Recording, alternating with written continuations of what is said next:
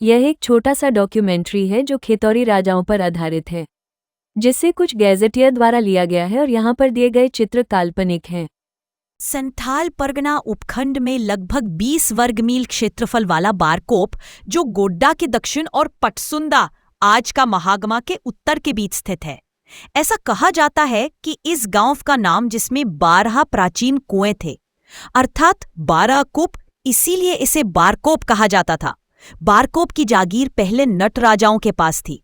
खेतौरी के राजाओं में से एक, जो खड़गपुर राज्य का राजा देवबर्म था, जिसे राजपूत आक्रमणकारियों से हार का सामना करना पड़ा था, जिससे खड़गपुर राज्य की जागीर राजपूतों के अधिकार में आ गई और खेतौरी राजा देवबर्म को उस क्षेत्र को छोड़ना पड़ा।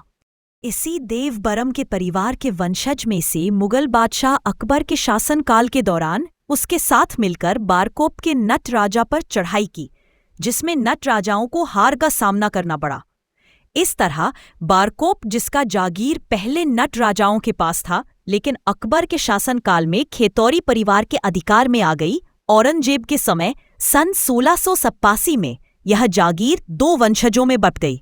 मणिबरम ने बारकोप अपने पास रखा और पटसुंदा, आज का महागमा, छोटे भाई चंद्रबरम को सौंप दिया गया।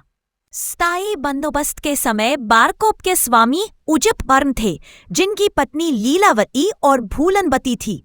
सन 1835 बिना पुरुष संतान वंश के ही उजितबर्म की मृत्यु हो गई, जिससे दोनों पत्नियां विधवा हो गई। लीलावती और भूलनवती में से लीलावती को सिर्फ बेटियां थी और भूलनवती को कोई संतान नहीं थी।